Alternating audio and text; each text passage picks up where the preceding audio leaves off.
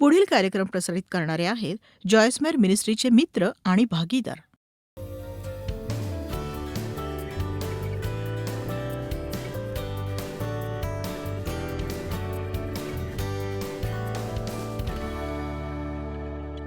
मी धैर्याने जगणं नावाचं एक पुस्तक लिहिलंय. तुमच्या जीवनातल्या भयावर मात कशी करावी याविषयीचं हे पुस्तक. पहिल्याच अध्यायात मी भयाच्या आत्म्याला पत्र लिहून त्याला टाटा केलंय. तुम्ही जर कधी भयावर मात करणारच असाल तर तुम्ही त्याच्याशी नातं तोडण्याचा निर्णय घ्या. तुमची तुमच्याविषयीच एक प्रवृत्ती असेल की इथे भय वसणार नाही.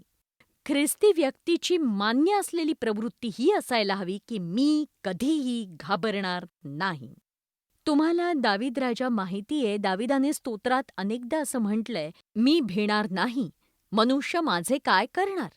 परमेश्वर माझ्या पक्षाचा आहे, मी भिणार नाही. आणि मला हे खूप आवडतं की मी घाबरणार नाही. तो असं निश्चितच म्हणत नव्हता मला भीती जाणवत नाही. तो एक निर्णय घेत होता की तो भयाला त्याच्या जीवनावर राज्य करू देणार नाही.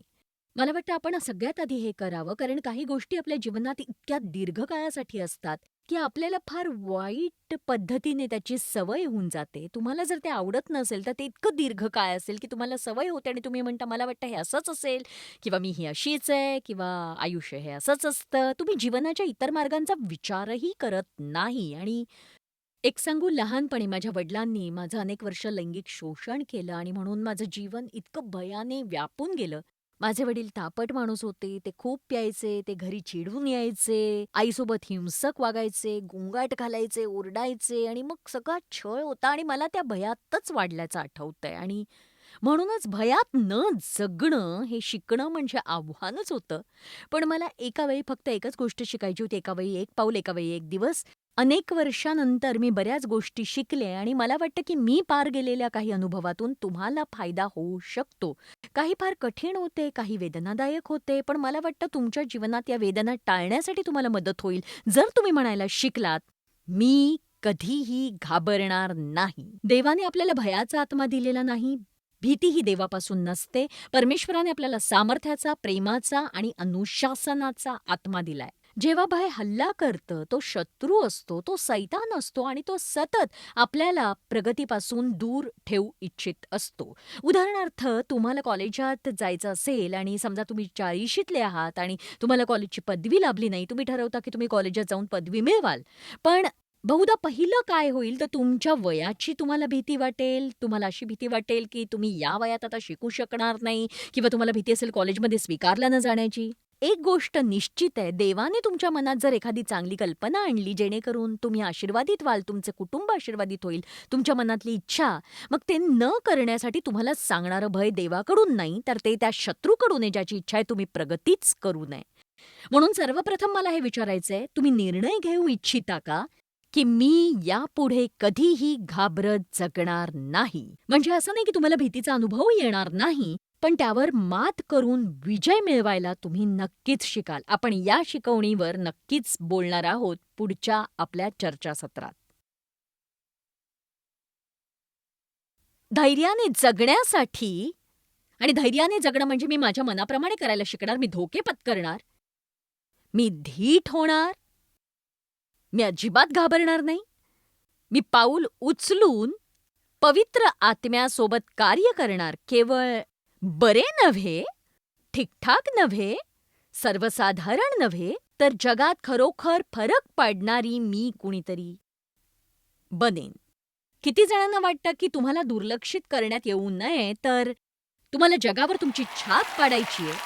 तुमच्या अस्तित्वामुळे तुम्हाला दीर्घकाळ आठवणीत ठेवण्यात यावं. स्वतःसाठी असा कमीपणाचा विचार करू नका की हे केवळ व्यासपीठावरील लोकांसाठी आहे किंवा टीव्हीवरच्याच लोकांसाठी आहे. हे परमेश्वराच्या प्रत्येक बाळकासाठी आहे. आपण प्रत्येकानं काहीतरी करावं अशी देवाची इच्छा आहे. आपलाही त्यात सहभाग आहे. तुमच्याकडे असं काही आहे जे इतर कुणी कधीच करू शकणार नाही.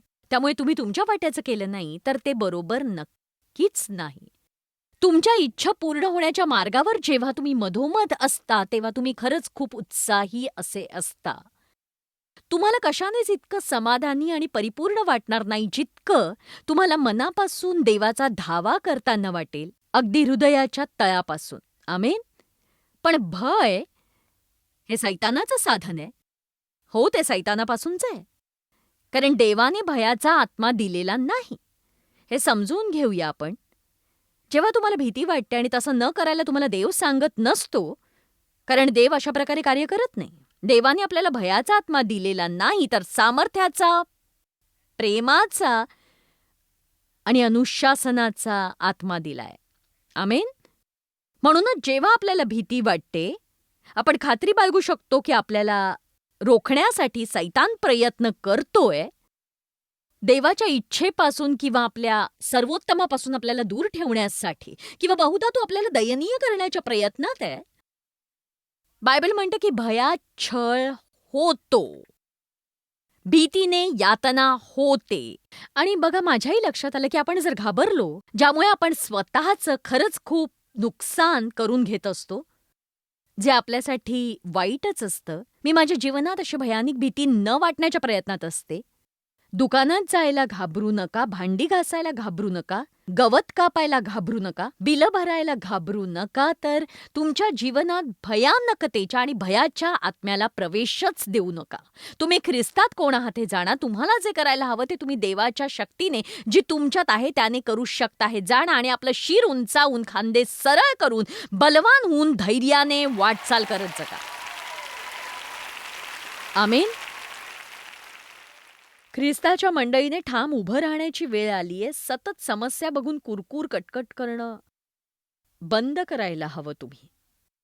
भयाचे इतके प्रकार असतात की ते अविश्वसनीय आहेत. म्हणजे जर तुम्ही भीतीचे प्रकार पाहिले, तुम्ही ते शोधले एन्सायक्लोपीडियामध्ये, बापरे! पानं आणि पानं, पानावर पानं, पानावर पानं आहेत. लोकांना कशा-कशा प्रकारची भीती वाटते. एक अशी गोष्ट आहे ज्याची समस्या अनेकांना त्यांच्या आयुष्यात कधी ना कधी आलेलीच असते. सगळ्यांनाच असते असं नाही, पण मला माहिती आहे, मला होती, बऱ्याच लोकांना ती असू शकते. ती म्हणजे माणसाचं भय. त्यांना काय वाटेल? ते काय म्हणतील? ते काय करतील? त्यांना मी खुश केलं नाही तर ते काय करतील? ते मला त्यांच्या जीवनातून काढून टाकतील का? ते मला नाकारतील का? मी एकटी आणि एकाकी पडेन का? बघा, सैतान खरोखर माणसाच्या भयाचा वापर करत असतो, केवळ छळ करण्यासाठी नाही, तर त्यांना त्यांच्या मनाप्रमाणे वागण्यास रोखण्यासाठी. एक सांगू, मला नाही वाटत यापेक्षा काही अधिक वाईट असेल की तुमच्या मनात हे वाटतंय की तुम्ही आणखी काही करायला हवं, पण तुम्ही कुणासमोर तरी भीतीने घाबरून जात आहात. आणि कित्येकदा ते तुमच्यावर खरं तर नियंत्रण करू पाहत नसतात. हा आपलाच असुरक्षितपणा असतो, जो आपलं नियंत्रण आपण त्यांच्या हातात देतो, कारण आपण करू त्याला आपल्याला त्यांची मान्यता हवी असते. एक सांगू, तुम्ही काहीही केलं तरी 10% लोकांना तुम्ही कधीच आवडणार नाही आहात. ही तज्ज्ञांनी सांगितलेली आकडेवारी. आपण काहीही केलं तरी काही लोकांना आपण कायम आवडणार नाही आहोत. पण बायबल आपल्याला सांगतं की आपल्याला परमेश्वराचं भय हवं. पुष्कळ लोकांना हे समजत नाही. हे चुकीच्या प्रकारचं भय नाहीये, हे त्या प्रकारचं भय नाही जे सैतान मनुष्याच्या मनात घालू पाहतो. हे आदरयुक्त आणि प्रेमळ, सन्मानपूर्वक असं भय असतं. आपला छळ करणाऱ्या भयापेक्षा अगदी वेगळ्या प्रकारचं असं हे भय. हे अशा प्रकारचं भय जे आपल्याला सुरक्षित ठेवतं, की जणू जणू मी देवावर विश्वास ठेवते. मला माहिती आहे त्याला मी आवडते. तो माझ्यापेक्षा निश्चितच हुशार आहे. मी त्याच्यावर प्रीती करीन, त्याचा सन्मान करीन. तो जे सांगेल ते करण्यासाठी मी त्याच्यावर विश्वास ठेवीन. किती जणांना वाटतं असं वागायला पूर्वीच सुरुवात केली असती तर आयुष्य आज वेगळं असतं, जर मी फक्त म्हटलं असतं, मी हे करीन बस. बघा, एक सांगू का, देव हा काही हुकुमशहा नाहीये, ज्याला लोकांवर नियंत्रण मिळवायचंय.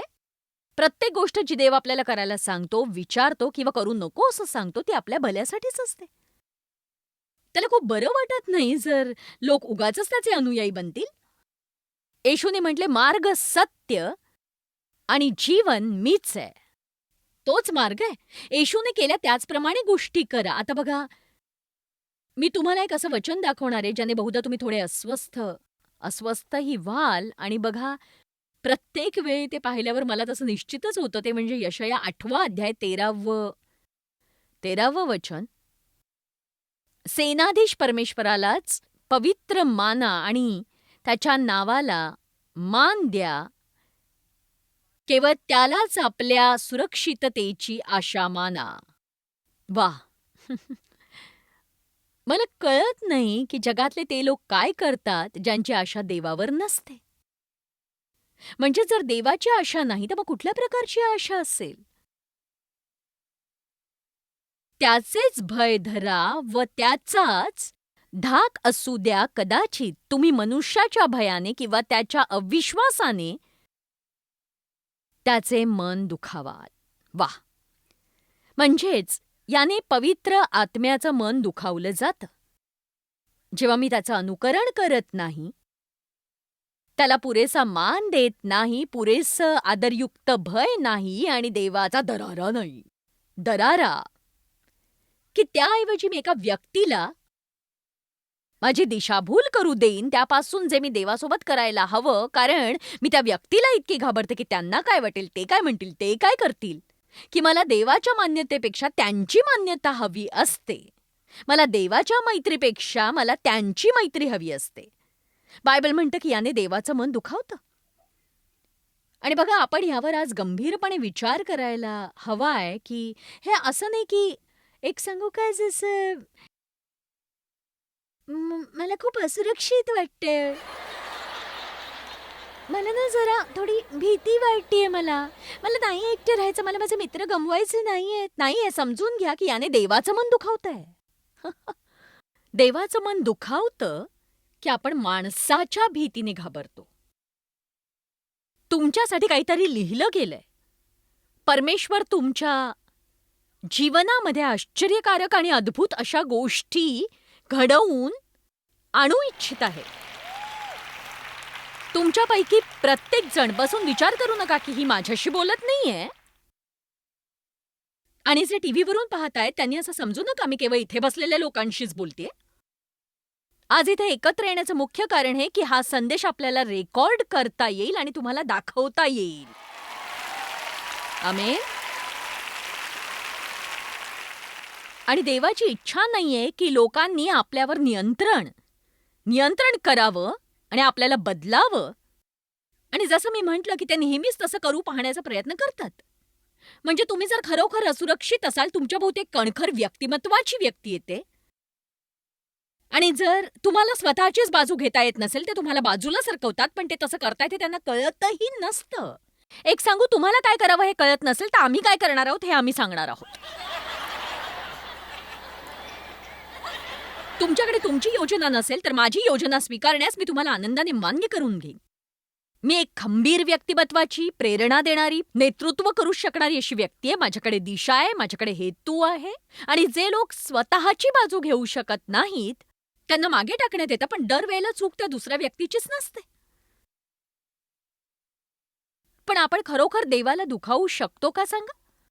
पण इफिस्करास 4 अध्याय 30व्या वचनात म्हटलंय की देवाच्या पवित्र आत्म्याला खिन्न करू नका, ज्याच्याद्वारे तुम्हाला मुद्रित करण्यात आलंय. आता या वचन 30च्या आधी आणि नंतर ते विशेष करून राग, वाईट प्रवृत्ती, वाद, झगडा, भांडणाविषयी आणि दंगलीविषयी बोलतं आणि ज्यामुळे पवित्र आत्मा दुखावला जातो. पण इथे यशयात आपण पाहतो की मनुष्याच्या भयाने पवित्र आत्मा दुखावतो. आता बघा याचा अर्थ असा नाही तुम्ही तुमचं तारण गमावता. म्हणजे असं नाही देव तुमच्यावर आता प्रेम करत नाही. पण एक सांगू, माझ्याकडे पाहून एक गोष्ट सांगा, पवित्र आत्मा तुमच्यात वसतो आणि तो दुखावला जातो, तुम्हाला ते जाणवतं.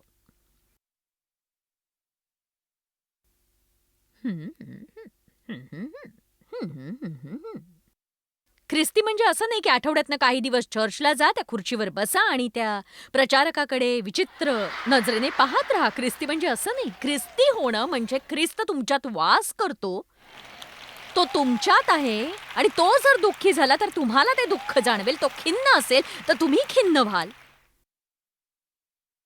आणि तसाच तो प्रसन्न झाला तर तुम्हीही प्रसन्न व्हाल.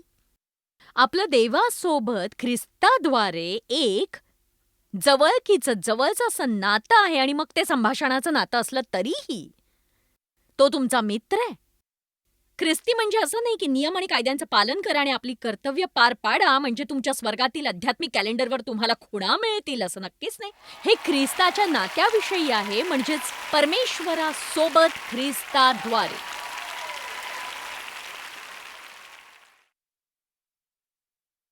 ख्रिस्तियन म्हणजे क्राइस्ट इन.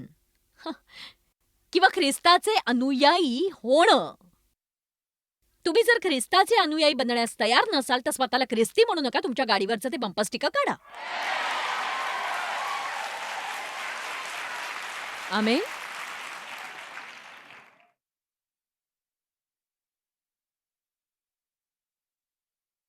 आपल्याला आपल्या क्षुल्लक प्रतिष्ठेची काळजी असते, पण लोकांना काय वाटेल? आणि मग मी माझे माझे मित्र गमावले तर? तुम्हाला एक सांगू का मी? आणि बघा, मला नकारात्मक होत नाहीये, तुम्हाला भीती दाखवत नाहीये, पण तुम्ही संपूर्णतः येशूचे अनुयायी बनणार असाल, तर तुम्ही तुमचे काही दोस्त गमवालच गमवाल. खरं तर बरेच दोस्त गमावू शकाल. बहुधा सगळेही मित्र गमावू शकाल.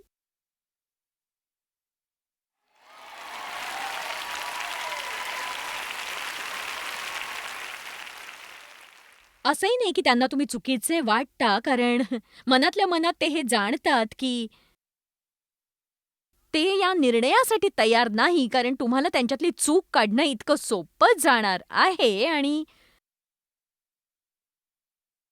हे कबूल करणं की त्यांच्या आयुष्यात काही कमी आहे. तुमच्यापैकी किती जणांनी जेव्हा देवाचे पूर्ण अनुयायी होण्याचा निर्णय घेतला, किंवा तुम्ही अजून पूर्ण निर्णय घेतलाही नसेल ख्रिस्ताला अनुसरण्याचा, पण तेव्हाच किती जणांनी दोस्त गमावले, परिवाराने नाकारलं, कारण तुम्ही तो निर्णय घेतलाय. पण एक सांगू का तुम्हाला, मला नाही माहित, पण काही हात वर आहेत आणि अधिक हात जे वर नाहीयेत, हीच आपली खरी पहिली परीक्षा आहे. पहिली परीक्षा. तुम्ही माणसाच्या भीतीने खूप घाबरून जाणार आहात का? खरं तर कुणालाच इतकी फिकीर नसते. तुम्ही कुठल्या चर्चला जाता, तुम्ही कुठल्या पंथाचे आहात, अगदीच फिकीर नसते. आणि तुम्ही केवळ आतबाहेर करता का, त्याने तुम्ही फारसे बदलत नाही. तुम्हाला काही सामाजिकरित्या जरा मान्यताही असेल कदाचित. पण जेव्हा तुमचं खरोखर तारण होतं, म्हणजेच तुमचा जेव्हा नव्याने जन्म होतो आणि तुमच्यात एक नवीन जीवन असतं आणि पूर्वी करणाऱ्या गोष्टी तुम्ही आता करू इच्छित नाही. तुमच्या पूर्वीच्या आवडी आता नावडी आहेत आणि तुम्हाला इतरांना न दिसणारी गोष्ट सापडली असेल. आता तुम्ही काही मोठी प्रगती करण्याच्या मार्गावर असाल, तर असं समजू नका की सैतान तुमच्यासाठी गालीच्या पसरून म्हणेल, "ओह!" बायबल आपल्याला वचन देतं की धार्मिकतेमुळे आपला छळ होईल. धार्मिकतेमुळे होईल आणि त्यात म्हटलंय की धन्य ते. धन्य ते. म्हणूनच मी असं म्हणू शकते की तुम्ही जर येशूचे अनुयायी होण्याची निवड केली, तुमच्या मित्रांनी तुम्हाला नाकारलं, तर तुम्ही धन्य आहात असं समजा. तुम्ही आशीर्वादित आहात. तुम्ही चांगल्या सोबतीत आहात, कारण त्यांनी येशूला नाकारलं. आमेन. तुम्ही म्हणाल, पण जॉयस, मला काय वाटतं, याचं मी काहीच करू शकत नाही, म्हणजे मला घाबरायचं नाही, पण तरी मी घाबरते. कोण म्हणतं की आपण केलेल्या प्रत्येक गोष्टीची सवय ही आपल्याला व्हायला हवी? कोण म्हणतं असं? सांगा मला तुम्ही. मी जेव्हा ठरवलं की मी देवाच्या पाचारणाला अनुसरेन, तेव्हा मला फार फार बरं वाटलं, पण ते फार कठीण होतं. कारण स्त्रिया तसं करत नसत. मी अशा पंथात होते ज्यात हे असं मुळीच होत नसे आणि मला चर्च सोडून दे असं सांगण्यात आलं. कुटुंबाच्या सदस्यांना मी मूर्ख वाटले. आम्ही चक्क सगळे दोस्त गमावले. माझ्यासाठी तो फार कठीण असा काळ होता. आणि आता परतून पाहिल्यावर विचार करायला ही भीती वाटते की मी कुठे असते जर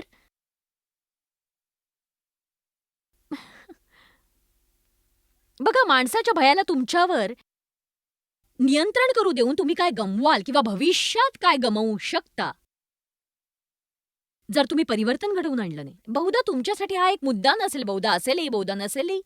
हा सगळ्यांसाठी एक उत्तम संदेश आहे, कारण जीवन आज ना उद्या तुम्हाला सांगणार आहे की तुम्ही काहीतरी करावं, ही देवाची इच्छा आहे. आणि तुम्हाला ज्या व्यक्तीची मान्यता, प्रीती, होकार हवाय, ती तुमचा विरोध करतीये. आणि तुम्ही काय करणार याचा निर्णय तुम्हाला स्वतःला घ्यायचा आहे. निर्णय घेतल्याने भावना नेहमीच बदलत नसतात. तुम्हाला भीती वाटूच शकेल, पण पण तुम्ही भीत सुद्धा ते करू शकाल नक्कीच. आणि बघा, भयाविषयी आपण एक गोष्ट समजून घ्यावी, की त्यावर मात मिळवण्याचा एकच मार्ग म्हणजे त्या भयाला सामोरं जाणं. भयावर मात करण्यासाठी त्या भयाला सामोरं गेलंच पाहिजे. कारण ते भय जाणारच नाही जोवर तुम्ही त्याला नरकात पोहोचवत नाही जिथून ते आलेलं. आणि ते तुम्ही एकाच मार्गाने करू शकाल, ते म्हणजे सैतानाने तुम्हाला कितीही मागे खेचलं तरीही तुम्ही पुढे जात राहा.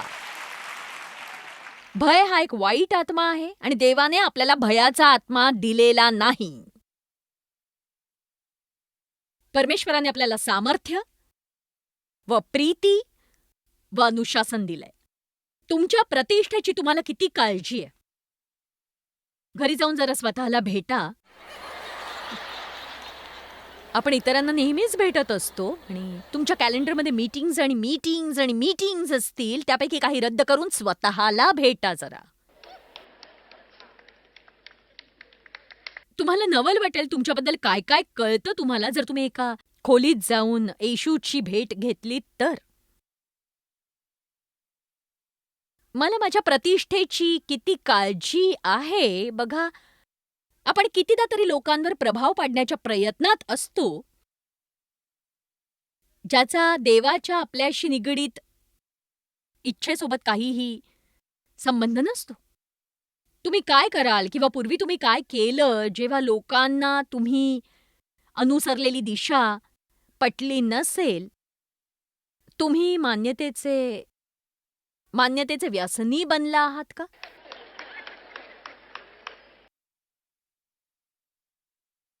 काही लोकांना केवळ मान्यतेचं व्यसन असतं. त्यांना काहीच करता येत नाही जर त्यांना असं वाटलं नाही की सगळे म्हणतील, "ओ हां, ते ना ते खूप छान आहेत.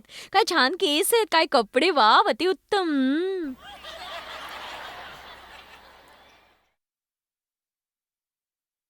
देवाने तुम्हाला जी व्यक्ती बनवली आहे त्यापेक्षा अधिक रोमांचक बाब कोणतीच नाही. तुम्ही कसेही असा स्वतः बनून राहा.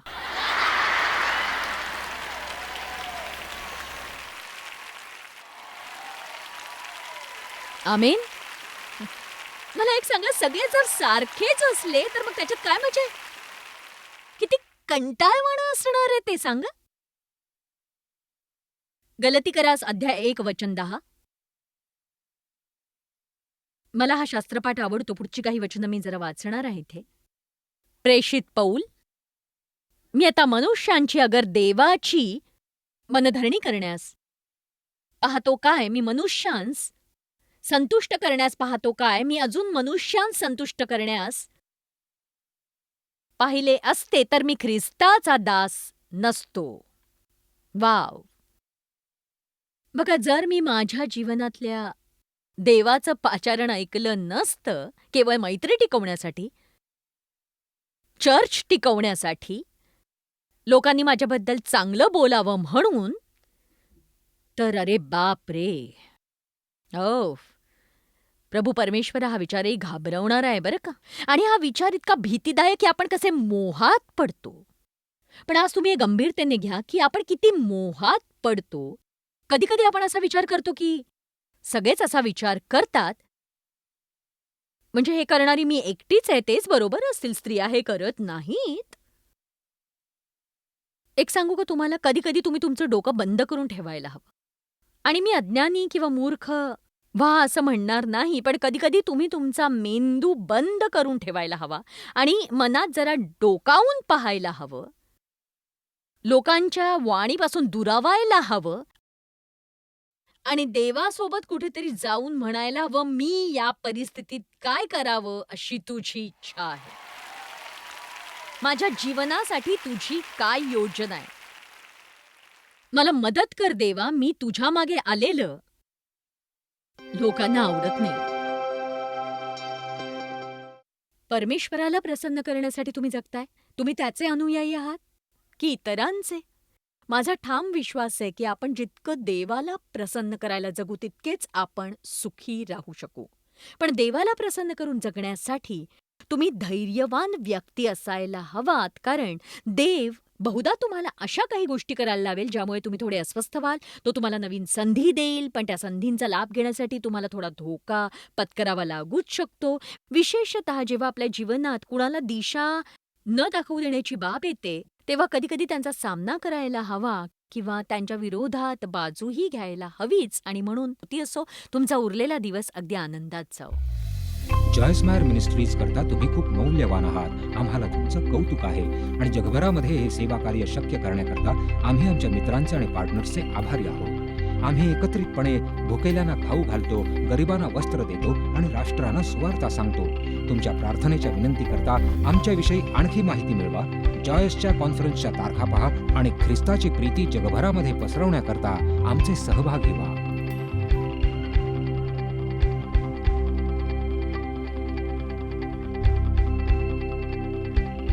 याचा सर्व खर्च जॉयस मायर मिनिस्ट्रीचे मित्र आणि भागीदार करत आहेत.